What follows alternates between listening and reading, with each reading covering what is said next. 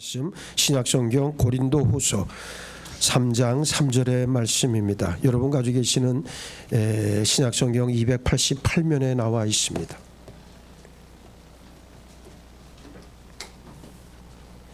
찾으셨으면 우리 한 목소리로 한 절밖에 안 되기 때문에 한 목소리로 같이 읽겠습니다. 시작. 너희는 우리로 말미암아 나타난 그리스도의 편지니 이는 목으로 쓴 것이 아니요 오직 살아계신 하나님의 영으로 쓴 것이며 또 돌판에 쓴 것이 아니요 오직 육의 마음판에 쓴 것이라. 아멘. 성령 강림절도 평상시보다 한 2주, 3주 정도 빨리 찾아왔습니다. 오늘 우리가 이 성령 감인절날 들어야 될 하나님의 말씀은 성령의 이름을 소유하자는 제목의 말씀입니다. 우리가 이 성령이 누군가, 제가 목회를 해보니까 이 성도들 가운데, 교인들 가운데 이 육신적인 그리스도인들이 너무 많아요. 그리고 성령 받은 그리스도인은 그만큼 상대적으로 숫자가 적어요. 이게 오늘날 교회의 아픔이고 교회가 쇠락하는 주요 원인이 아닌가, 저는 그렇게 진단을 합니다. 우리가 교회가 한창 부흥할 때, 우리 땅에서 교회가 부흥할 때를 한번 생각을 해보세요. 그때는 성령 받은 사람들이 교회 안에 넘쳐났고 또 철학 기도하는 사람이 흘러 넘쳤고, 정말 그때는 삶은 힘들었어도 먹을 거 없고 가진 것 없어도 오직 하나님을 향한 그 열정의 마음만큼은 변하지 않았는데, 어찌된 영문인지 갈수록 하나님을 찾는 진실한 영혼들은 찾아보기가 어렵고 자기 육신의 만족, 세상의 종욕을 채우기 위한 수단으로 교회를 다니는 사람들이 참 많이 있다. 이것이 오늘 우리가 가지고 있는 현실이고, 그리고 이 현실을 직시해야만 우리가 성령을 구하고 성령을 사모할 수 있다고 생각을 합니다. 우리의 기쁨, 우리의 은혜, 우리의 평강은 하나님 주시는 기쁨이자 평강이고 은혜가 되어야 되지, 내 육신의 만족과 결부된 은혜, 기쁨, 평강이라면 그것은 마귀가 주는 것이라는 사실을 우리가 꼭 알아야 됩니다. 그래서 오늘 여러분들이 이 성령의 이름을 소유하는 일이 얼마나 시급한 일인지, 얼마나 중요한 일인지를 꼭 깨닫고 하나님 앞에 성령 충만함으로 나아가는 귀한 은혜를 다 받으시길 축복합니다.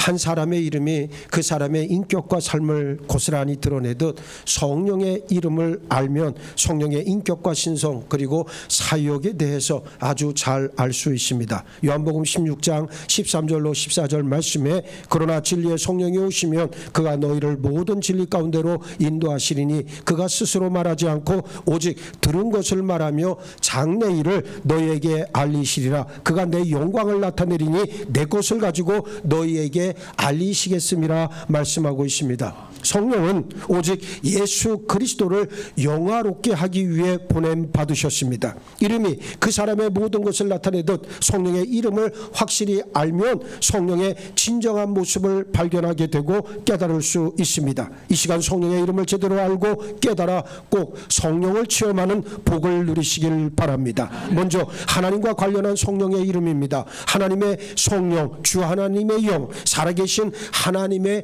영으로 불립니다. 하나님의 영은 창세기 1장 2절에서부터 창조주로 등장하고 있습니다. 그리고 욥은 하나님의 영이 나를 지으셨고 전능자의 기운이 나를 살리시느니라 고백하고 있습니다. 하나님의 영이 임하면 사람은 변화되어 하나님의 말씀을 태어나고 하나님과 같은 성정을 가지게 됩니다. 사무엘상 16장 6절에 사울이 이 말을 들을 때에 하나님의 영에게 크게 감동되며 그의 노가 크게 일어나 그랬는데, 사울에게 하나님의 영이 임했을 때 하나님과 똑같이 느끼고 하나님과 똑같이 생각하고 말했습니다. 마찬가지 하나님의 자녀라면 성령을 통해 아버지 하나님의 마음을 지녀야 합니다. 하나님이 기뻐하시는 것을 기뻐하고 하나님이 미워하시는 것을 미워하고 하나님이 분노하시는 것을 분노할 수 있어야 합니다. 예수님은 이 시대 불신의 사람들을 보시고 피리를 불어도 춤추지 않고 애곡해도 울지 않는 자들이다 말씀하셨습니다. 오늘 교회와 교인들의 모습 아닙니까? 말씀에 화답할 줄 모릅니다. 아버지 하나님의 심정과 뜻을 몰라요. 하나님의 영의 인도함을 받지 않기 때문에 하나님의 마음을 알지도 못하고 하나님의 뜻을 헤아릴 수도 없습니다. 성령에 대해 말하는 것만 좋아해선 결코 안 되고 실제로 하나님의 영을 받아 예수 그리스도의 마음을 품는 일이 제일 중요하고 긴급한 요건입니다. 사도 바울은 로마서 8장 14절에서 무릇 하나님의 영으로 인도함을 받는 사람은 곧 하나님의 아들이라 선언했습니다. 성령은 우리 생각과 말, 감정, 사상, 열정 같은 전 인격적인 모든 것을 다 인도하십니다. 어떤 사람이라도 율법의 행위로 믿음을 대신할 수 없고 종교로 복음을 대신할 수 없듯 자아는 성령을 결단코 대신할 수 없습니다. 자아는 예수 그리스도와 함께 십자가에 완전히 못 박고 하나님의 형상이시오 인격이신 예수 그리스도를 생명 삼아 살고자 열망하고 결단할 때 성령은 우리 안에서 열매를 맺게 하십니다. 보세요. 내가 주인 되어 살 때 언제나 문제가 터지고 세상에 걱정, 근심이 가득합니다. 그러다 결국 성령은 소멸합니다. 하지만 내 안에 예수가 살면 예수님께서 일하셔서 성령의 열매를 맺게 하시고 예수의 향기가 드러나고 진리의 빛이 비칩니다. 성령은 더욱더 충만해지고 각양 다양한 은사들이 드러나기 시작합니다. 그러므로 자녀된 우리는 날마다 자아가 죽어야 하고 예수 그리스도만이 사는 삶을 끝까지 육신을 벗는 그 순간까지 추구해야 합니다. 구약시대에는 특정한 인물, 이를테면 사사들과 임금, 제사장이나 예언자 같은 사람들 위에 성령이 제한적으로 임하신 것을 보게 됩니다. 아직 진리의 실체가 드러나지 않았기 때문이지요. 그러나 진리의 실체이신 예수 그리스도께서 오신 이래 예수님은 당신을 믿는 모든 자들에게 임하셔서 그 안에 거하십니다.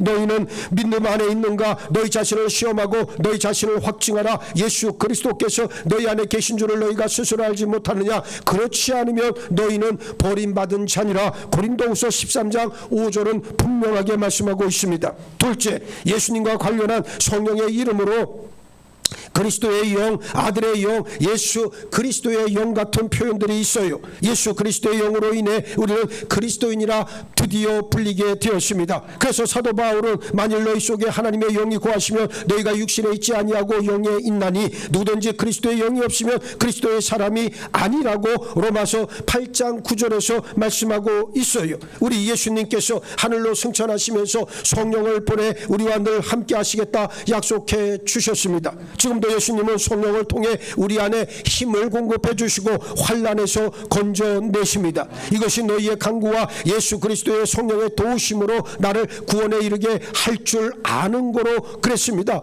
예수 그리스도의 성령의 도우심이라는 말이 성령으로 충만하라는 뜻입니다.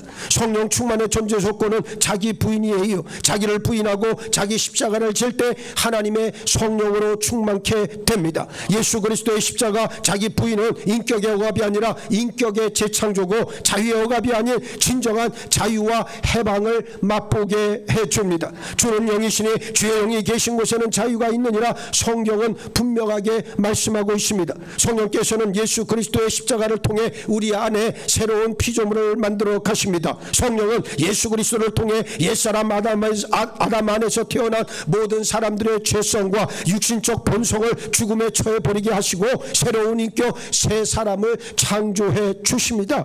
하나님의 자녀는 새로운 신분, 새로운 인격, 새로운 생명, 새로운 자아, 새로운 성품, 새로운 권능을 지닌 사람으로 살아가는 사람들이에요. 성령은 단순히 우리 안 어느 지점에 거하시는 그런 개념을 넘어 우리 안에 통전적으로 들어오셔서 우리 영과 합일하신다는 사실을 시인하기 바랍니다. 고린도전서 6장 17절 말씀을 보세요. 주와 합하는 자는 한 영이니라 분명하게 말씀하고 있습니다. 우리 주 예수 그리스도와 그 영이 합해야 우리는 드디어 한 영이 될 수가 있다는 말이에요. 여러분 그러잖아요. 음란한 생각하는 사람 보고 우리가 뭐라 그래요? 음란한 생각을 많이 하는 사람들 보고 뭐라 그러잖아요. 우리가 뭐라 그래요? 음란막이 들렸다 그러잖아요. 예? 농담처럼 하는 말이지만 사실은 맞는 말이에요. 영이 내가 어떤 영인가가 중요한 거예요. 내가 여러분들에게 자꾸만 좋은 믿음의 사람 또 좋은 믿음의 그런 풍토에서 여러분 믿음 생활을 감당하라고 얘기하는 것은 뭐 때문에 그렇습니까? 영은 영의 영향을 받기 때문이에요. 그래서 좋은 영들끼리 자꾸만 있어야 좋은 영이 되는 거예요. 자기 자신을 한번 곰곰이 생각을 해봐요. 내가 정말 육신적인 그리스도인인가 아니면 진짜 성령 받은 하나님의 기뻐하심을 입은 사람인가를 한번 생각을 해보시고, 괜찮아요. 아직 기회가 있습니다. 여러분 아직 죽지 않았기 때문에 기회는 많이 남아 있습니다. 그 기회가 있을 동안에 반드시 성령 충만함을 입으시길 예수의 이름으로 축복합니다. 이건 나이 상관없습니다. 이거는 뭐 학력 상관없습니다. 재산의 유무 상관없습니다. 우리가 간절함과 애절함 가지고 하나님 나에게 성령 충만함을 입혀 주옵소서. 구하는 자에게 하나님은 약속과도 같이 성령을 부어주실 줄 믿습니다. 정말 진리의 목회를 해야 되겠다, 복음만을 증거해야 되겠다, 그 생각밖에 안 드는 거예요. 여기 많은 교인들 여러분들 계시지만 아직도 여전히 육신적인 그리스도인들 많잖아요. 내가 정말 당부드리고 싶은 거는 기회가 있을 때 빨리 하나님께로 돌아오시길 바랍니다. 그러면 살 거예요. 그런데 그까지 자신의 육신의 만족, 육신의 소욕을 위해서 거기에 열심히 복무하다 보면 여러분들은 반드시 걸려 넘어집니다. 그래서 우리가 제일 위험한 거는 뭐냐? 하나님께서 나에게 은혜를 베풀어 달라고, 하나님의 권능의 손으로 날 만져달라고 하는 그 도우심을 구하는 기도는 그래서 정말 중요하고 시급한 거예요. 나를 가만히 내버려 두면 여러분 내 마음 나도 어쩔 줄 모르는데, 그렇지 않습니까? 내 마음 가만히 내버려 두면 지 멋대로 날뜁니다. 이 마음 잡기가 그렇게 어렵잖아요.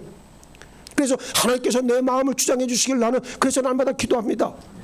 그래야 그 마음 간신히 붙들 수 있을까 말까인데, 하나님의 말씀이 없었다면 난 내 멋대로 살았을 것이고, 하나님의 인도하심이 없었다면 난 아마 세상에 방탕한 자가 되었을 거예요.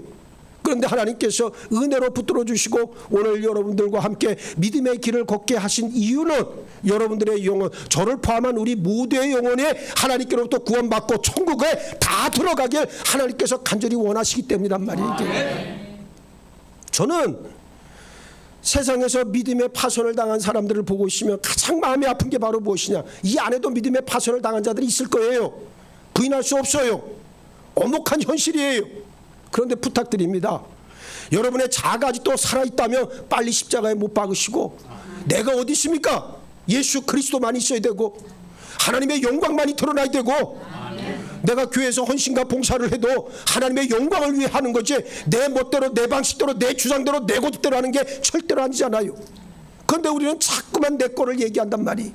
내가 어떻고 내가 어떻고 내가 어떻고 내가 어떻고, 내가 뭐가 필요하십니까? 오직 예수 그리스도께서 원하시는 것만 우리는 하면 되는 거지. 그게 아까 말씀했던 것처럼 뭡니까? 참된 자유와 해방의 근원이 되는데, 예? 이것을 우리가 놓치고 살아가서 못하겠느냐 그 말이에요. 그래서 여러분, 제 자신의 변화된 모습을 내가 가만히 들여다보고 있으면 이건 말로 설명이 안 돼, 해석이 안 돼. 이게 하나님의 은혜라는 거예요. 예? 이게 정말 하나님의 은혜예요. 다른 게 존귀한 게 아니라 여러분의 믿음이 존귀하며, 여러분 자신은 다 우리가 나이 먹고 늙고 처지고 중력 때문에 살은 들어지고 주름은 깊어가고 볼 게 뭐가 있어요. 그런데 여러분의 믿음이 존귀한 거예요. 그 믿음이 여러분을 하나님의 자녀 삼아 주셨기 때문에 그 믿음이 존귀한 걸 내가 바라보면서 내가 이렇게 존귀함을 느끼는데 하나님께서는 얼마나 여러분들을 귀하게 생각하시겠어. 그래서 우리가 믿음으로 살 때 하나님 제발 우리에게 믿음에 합당한 열매를 맺게 하시고 그 믿음에 합한 삶의 모습을 드러낼 수 있도록 우리를 변화시켜 주옵소서. 그 기도를 해야 될 이유가 바로 거기에 있다는 말씀입니다. 그래서 온전히 성령께서 우리와 함께 하실 때 성령의 역사하심을 통해 우리에게 주어지는 일들이라는 사실을 꼭 기억하시길 바라겠습니다. 지금도 예수님은 성령을 통해 우리 안에 힘을 공급해 주시고 모든 환난과 고난에서 우리를 건져 주십니다. 이것이 너희의 간구와 예수 그리스도의 성령의 도우심으로 나를 구원에 이르게 할 줄 아는 거로 아까 말씀했던 거와 마찬가지로 그렇게 했다는 그러한 사실이잖아요. 그러니까 우리가 진정한 하나님의 은혜, 하나님의 뜻 안에서 살기 위해서는 다른 것 없습니다. 이제는 십자가를 지고 예수 그리스도의 마음과 그 인격과 그 신성을 우리 심령 가운데 새기는 일이 무엇보다 중요하다는 것을 꼭 알고 있어야 됩니다. 진정한 인격의 완성이라고 하는 것은 아까도 말씀드린 바와 마찬가지로 자아를 부인하고 자기 십자가를 지는 일에서부터 시작되어졌다는 사실입니다. 나란 자아는 예전에 말하던 내가 아니에요. 이전에 나와 현재의 나 사이에는 십자가를 통해 성령께서 역사하신 분명한 구분이 있어야 되는데, 고린도 교회 교인들이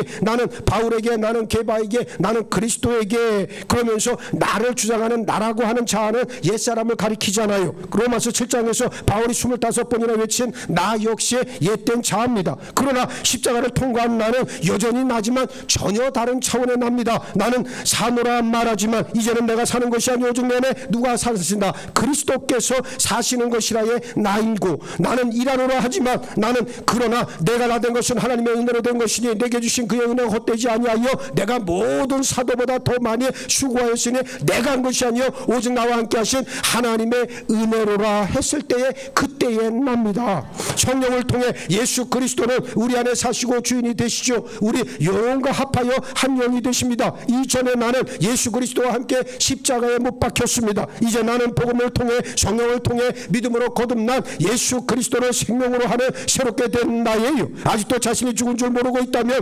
육신적인 그리스도인의 삶에서 벗어날 수 없습니다. 성령은 믿을 때 일하십니다. 성령은 오직 듣고 믿을 때 믿는 이들이 기록된 말씀들, 선포된 진리가 종교적인 교리가 아닌 실제임을 깨닫게 해주신다는 사실이죠. 누구로부터 배우거나 스스로 터득한 것과는 완전히 차원이 달라요. 자신이 스스로 깨우친 논리나 지식은 시간이 흐르면 희미해지고 오류가 발견되고 나보다 뛰어난 지식을 가진 사람이나 변론가를 만나면 여지없이 무너지게 돼 있습니다. 그러나 성령을 통해 배우고 익힌 진리는 확고해서 사람들의 말이나 세상 유호, 전통이나 철학 같은 것들에 의해 흔들리지 않아요. 따라서 성도는 늘 성령께서 우리 안에 말씀해 주시고 가르쳐 주시고 깨닫게 해 주시기를 간구해야 될 줄 믿습니다.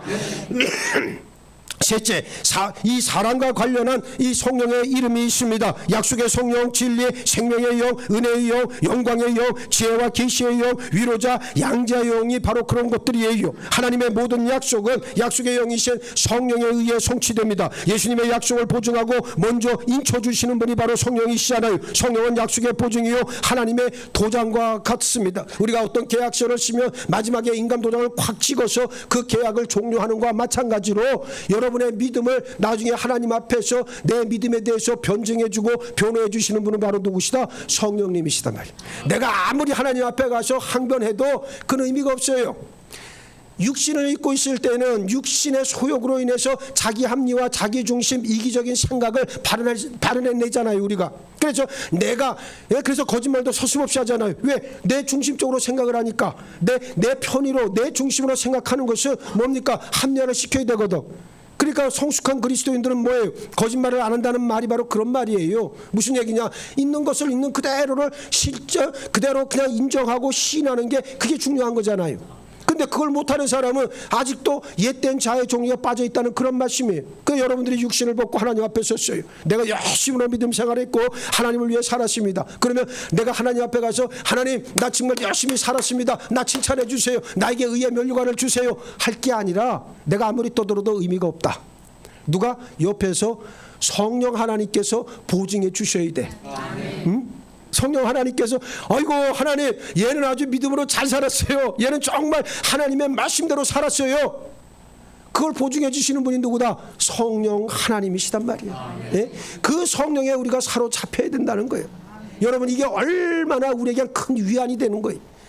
나를 위해 지금 변호해 주시고 나를 위해 지금도 보증해 주시는 내 믿음을 보증해 주시는 분이 계시는데 그분이 바로 누구시다? 성령 하나님이시라고 하는 그러한 사실입니다. 그렇습니다. 그러므로 성령께서 우리를 통해서 이 모든 것들을 감당을 할 수 있도록 우리가 항상 하나님의 도우심을 구해야 합니다. 에베소서 1장 13절 말씀에 그 안에서 너희도 진리의 말씀 곧 너희의 구원의 복음을 듣고 그 안에서 또한 믿어 약속의 성령으로 인치심을 받았으니 그랬습니다. 성령이 약속의 영이라 불리는 이유는 성령을 보내주시겠다는 아버지 하나님의 약속, 예수님의 약속이 있었기 때문이에요. 제자들은 예수님의 말씀을 믿고 십자가와 부활 그리고 승천을 목격하면서 분명한 믿음이 생겼지만 그것으로 족하진 않았습니다. 하늘로부터 오는 권능을 힘입어야 했습니다. 마찬가지 저와 여러분에게도 이 권능은 반드시 필요합니다. 많은 교인들이 예수 그리스도를 믿고 말씀을 믿고 오랫동안 교회를 다니고 나름대로 신앙생활하면서 믿음을 가지고 있다 생각하지만 그것으로 만족하지 말고 성령의 권능을 힘입어야 비로소 온전한 그리스도인의 지체가 될 수 있습니다. 예수님은 제자들을 향해 성령 세례를 말씀하셨어요. 성령 세례란 예수 그리스도를 믿는 자들이 받는 세례를 말합니다. 이방인 고넬료가 그 집안 사람들 이방인 고넬료와 그 집안 사람들이 말씀을 들을 때 성령이 강력하게 임했고 또 어떤 사람들은 안수를 통해 성령 세례를 받기도 했어요. 오늘 우리들 또한 복음을 듣고 예수를 믿을 때 성령 받았습니다. 이것이 바로 아버지 하나님의 약속이에요. 이제 성령 세례를 받았다면 성령 충만이 필요한 겁니다.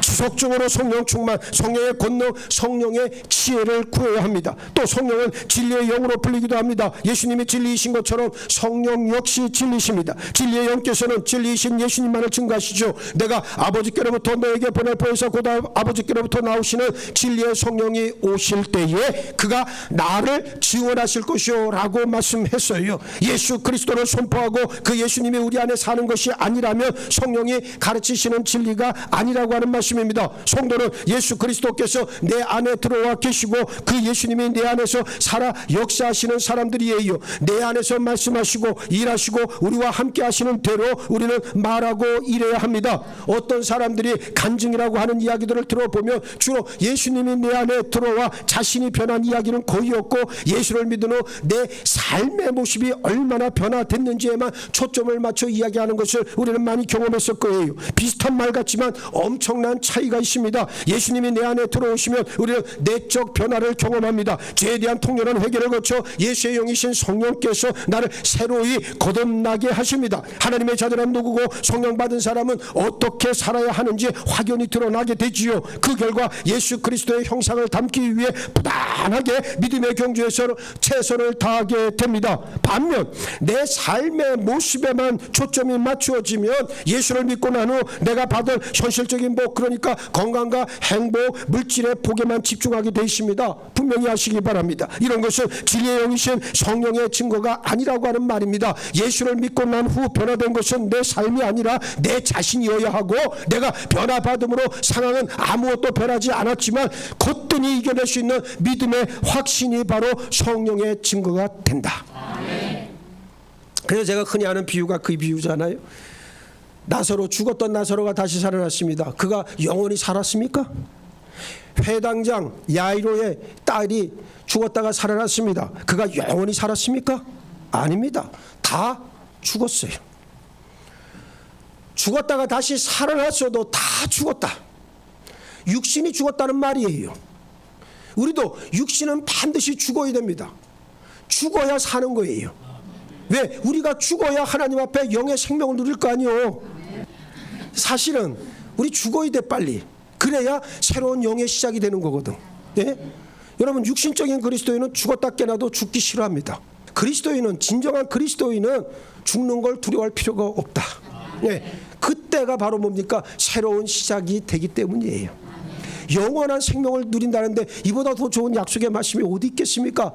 나는 빨리 예수님이 오셨으면 참 좋겠다. 나는 사실 그 생각밖에 안 해요. 그래야 빨리 모든 게 다 정리되고 이제 영원한 천국에서 영원한 생명을 누리게 될 거 아니에요.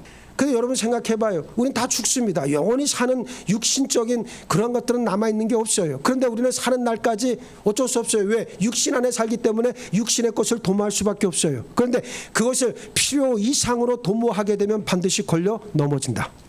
이 사실만큼은 여러분들이 알고 있으면 됩니다. 그래서 내가 필요한 만큼만 우리는 잉여 자본, 잉여 물질에 대한 욕심을 버려야 되고 나에게 필요한 것만큼만 만족할 수 있는 마음이 그리스도인에게는 필요하다는 거예요. 할 수만 있다면 절약하고 할 수만 있다면 근검하게 살아야 되고 할 수만 있다면 아끼는 것은 당연한 거예요. 그래서 그것을 다른 후대 사람들에게 물려주고 다음 사람들에게 넘겨주면서 우리는 그렇게 믿음 생활을 감당해 가는 거죠. 그런데 살아있는 동안 육신의 소욕에 아주 매몰되기 시작하면 그 사람은 더 이상 거기에서 헤어나올 수 있는 방법이 없다. 예? 세상에 돈, 물질, 또 뭐 가족, 또 뭐 많잖아요. 육신의 소욕이라고 하는 것은. 근데 여러분 생각해봐요. 그게 여러분 최고인 것 같지만 절대로 최고가 아니라고 하는 말이. 우리가 정말 하나님을 만났고 성령을 체험했다면 우리는 그렇게 살지 않잖아요. 성령께서 함께 하시고 하나님의 은혜를 베풀어 주시니까 우리가 감당하는 거잖아요. 오늘 우리에게는 이와 같은 열정과 순전한 마음이 있어야 되겠다는 거예요. 이것 때문에 우리가 믿음의 길에서 우리가 절대로 넘어져서는 안 된다. 그래서 그것은 하나님의 도우심, 성령의 역사하심과 성령의 만지심을 통해서 내가 더욱더 바르게 세워질 수 있는 비결이 되어지는 거예요. 내가 부족하지만, 연약하지만, 우리 다 그렇잖아요. 다 연약하고 부족합니다. 그럼에도 불구하고 성령께서 나를 만져주심으로 내가 온전해질 수 있다는 그 소망을 우리가 품고 하나님 앞에 나가는 거 아닙니까? 여러분, 새벽기도 목숨 걸어야 돼. 나는 늘 주장하는 목사예요. 정말 새벽기도 때 하나님의 은혜를 알고 하나님을 만나야 되잖아. 성령의 음성을 들어야 되잖아. 근데 그걸 모른다면 이거보다 답답한 일이 어디 있겠어요?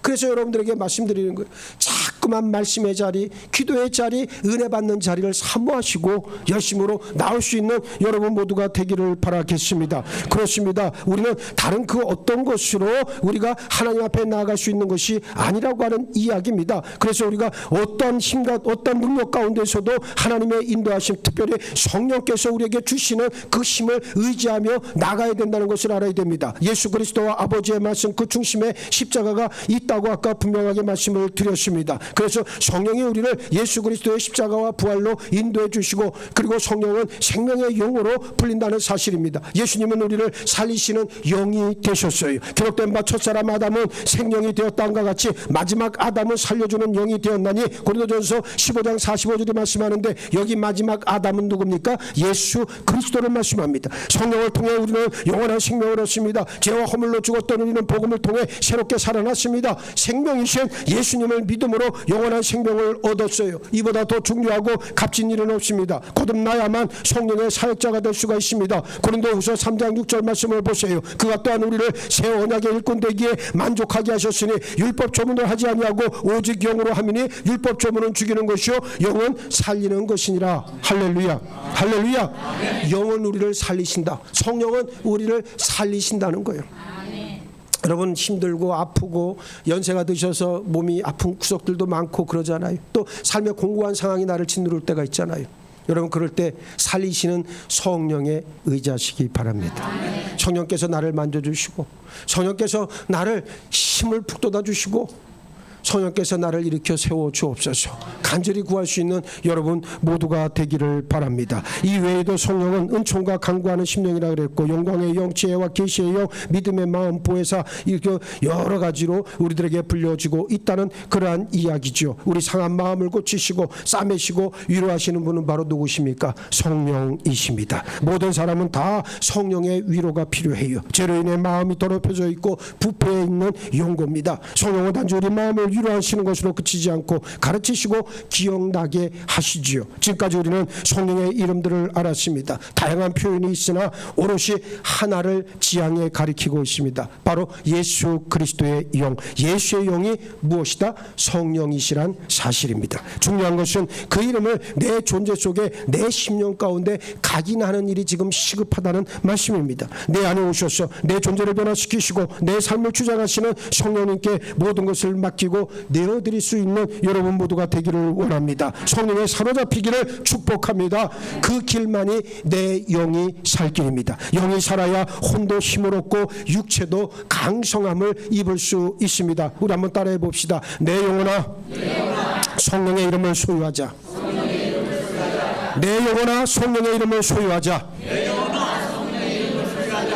아멘입니까? 진실로 아멘입니까? 이제는 성령의 지체들 꼭 되시길 바라겠습니다. 제가 이제 말씀을 마치면서 여러분들이 삶의 자리가 바뀐다고 해서 믿음이 갑자기 변화되거나 생기질 않아요. 믿음은 여러분들이 어떠한 삶의 자리에 놓여 있든지 간에 존재의 문제예요.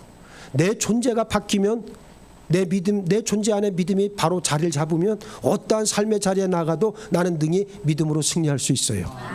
나는 이런 믿음을 소유할 수 있는 여러분들이 되기를 원하는 거지. 그래서 평생에 예수를 잘 믿어야 된다. 나는 이 말밖에는 할 게 없어요. 여러분들이 와서 교회 다니고 교회 생활로 여러분들 절대 만족해서는 안 돼요.